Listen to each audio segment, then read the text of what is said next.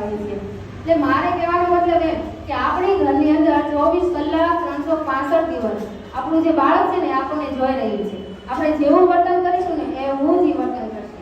એ memory card વગરનું હોય નાનપણમાં, જેવું આપણે કરીએ ને એવું જ એ વર્તન કરે છે। એને કે ઓડિયો વિઝ્યુઅલ કેમેરો એ આપણા ઘરે છે, એને આપણે કઈ રીતે તૈયાર કરો ને આપણી ઉપર આધાર। પછી આપણે વિચાર કરીએ કે મારું બાળક છે ને, મારે 10 વર્ષનું બાળક, 12 વર્ષનું બાળક મને પગે લાગે, આપણને એમ થાય ને।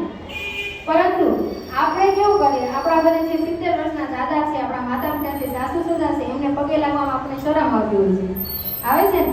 તો આપણું બાળક કઈ રીતે આપણને પગે લાગે, અને જે લાગે છે એના બાળકો તો લાગવાના છે, અને હેલો બાય બાય કરતા નહીં જાય, જય શ્રી કૃષ્ણ મમ્મા એમ કરીને જશે। એટલે આ ભારતીય સંસ્કૃતિ છે એને આપણે આપવાની છે, આપણે શરૂઆત કરવાની છે। આજે દરેક પત્ની એવું ભણી છે કે મારો દીકરો છે ને શ્રવણ કરે, પરંતુ પોતાના પતિને શ્રવણ કરતો જોઈ શકતી નથી। એટલે કહેવાનો મતલબ એમ કે પોતાનો પતિ પણ માતા પિતાની પૂછ્યા વગર ઘરની બહાર જાય ને તો તમારે કહેવાનું કે મમ્મી પપ્પા છે એમને પૂછીને પછી જાઓ। ઘણી વખત મારે એવું થતું હોય કે મારે ફોન આવે, હું બહાર જાઉં છું કામમાં, પપ્પાને કહી દેજો, હું એમ કહું ના મને નથી સંભળાતું, તમે ખુદ પપ્પાને કહો।